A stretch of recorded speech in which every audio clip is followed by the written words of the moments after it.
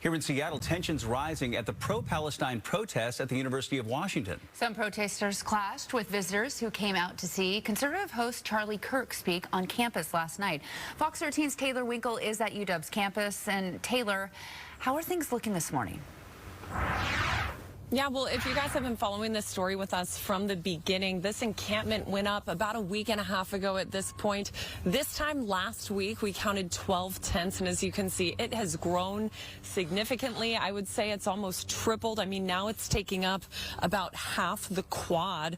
We want to show you what it looks like overhead from UW's cherry blossom camera, serving us a different purpose this morning. You can see just how much the tents have grown and spread out. Things are really calm this morning. We have seen some students making their way through this, going to class right now. The scene is much different than what it looked like 12 hours ago. The crowd stayed relatively calm for most of yesterday afternoon. There was a pro-Palestine rally here in the quad and also at the UW light rail station, forcing it to close, and then that planned appearance by that conservative host you just mentioned, Charlie Kirk. The Hub Student Union building where he spoke was at full capacity. Hundreds of people were still lined up outside to see him, and they could not get in because of how packed it was.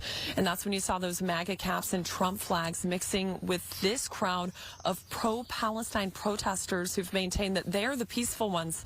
There was a fight not far from where we are here in the quad. Police were called in. Somebody deployed pepper spray into the crowd, and two groups chanted at each other, and then those crowds cleared out around 10 o'clock last night. So our crews on scene did see the dean of students standing outside the protest. He would not go on camera with us, but he did say he came out to see what was going on and to monitor the situation. A spokesperson for Turning Point USA also told us that Kirk's visit was planned long before UW's pro-Palestine encampment started. I did mention that the light rail station was forced to close yesterday. They did reopen the station overnight, and it has remained open this morning. Still no word of any arrests here at UW. The university still hasn't tried to force these students off of campus, even though there is a state law saying that they can do so. There is a state law saying that it is illegal to camp on college campuses in Washington. We haven't heard any moves from the university suggesting that they would come in here and force these students out, but we are following that. We'll bring you those updates as soon as they become available to us. For now, reporting live in Seattle, I'm Taylor Winkle, Fox 13 News.